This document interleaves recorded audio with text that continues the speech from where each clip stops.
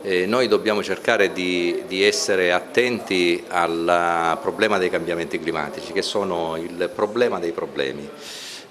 Ho spiegato poco fa agli amici architetti, anch'io sono architetto fra l'altro, che per il WWF è fondamentale il problema dei cambiamenti climatici, e i cambiamenti climatici sono qualcosa che va affrontato a livello globale, non soltanto a livello locale, anche se il livello locale è fondamentale. È chiaro che però le politiche non possono che essere legate a qualcosa di planetario, e il planetario è chiaro che non può riguardare il singolo cittadino, però dal singolo cittadino devono nascere le buone pratiche, devono nascere i buoni metodi per il vivere quotidiano, perché è dal vivere quotidiano che poi si traduce la vita di tutti i giorni. L'esempio che devono dare i grandi non deve essere quello di lanciare il sacchetto dell'immondizia, magari tenendo il nipotino o il figlioletto in macchina a dare questi esempi. Questi esempi sono sicuramente da condannare e sicuramente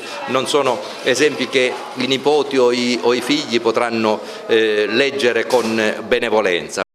Tant'è che ormai è diventato quasi una moda lo spiagge plastic free, ed è una bellissima cosa il fatto che, dando l'esempio, si riesca a coinvolgere le popolazioni. Appunto, non siamo normalmente noi a partire, noi aspettiamo che qualcuno del luogo ci chieda aiuto. Quando noi vediamo che c'è qualcuno del luogo che ci dice: ma perché non facciamo qualcosa? Non facciamo, no, non fate, perché normalmente le persone aspettano che siano gli altri a fare, come se il WWF fosse una sorta di agenzia parallela al servizio di raccolta rifiuti. No, il WWF è solo e semplicemente uno stimolatore. Se le popolazioni del luogo vanno a compiere buone pratiche e buone azioni, allora noi possiamo dare, come dire, l'input iniziale, il metodo, cosa che è capitata appunto a Borgo Bonsignore. A Borgo Bonsignore lo scorso novembre il fiume Platani lanciò in mare quintali e quintali, tonnellate di materiali di ogni tipo. I cittadini del luogo ci chiesero una mano,